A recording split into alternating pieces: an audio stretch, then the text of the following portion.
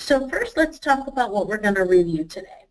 So first, we're going to take some detail around child support and understand priority of withholding and how to handle multiple orders.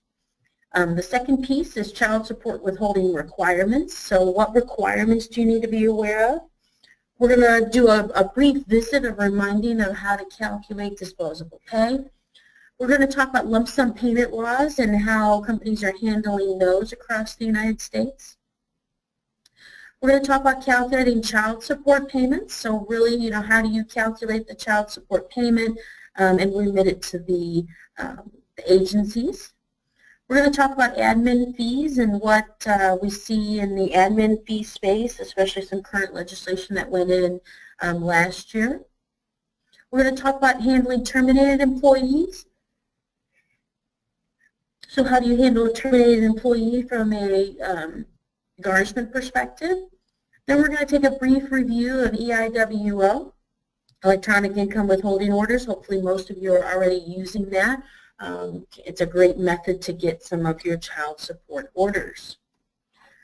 Then we're going to dive into levies, understanding both state and federal levies, so the forms, priorities, how to calculate the deduction, special situations to be aware of, remittance requirements. We're going to talk about voluntary deductions from the federal government. So if you have an employee who wants to go into a voluntary situation, as an employer, how do you handle that?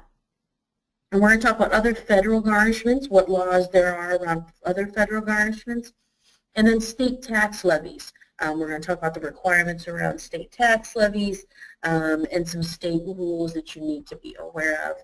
And then we'll wrap up today with a brief review of creditor garnishments.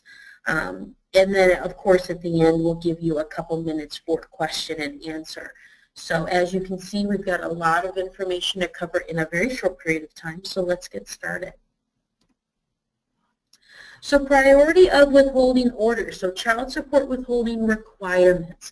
So priority of withholding orders is always a challenge for a lot of employers. There's always this question of, this one was in place before, do I have to worry about changing it now?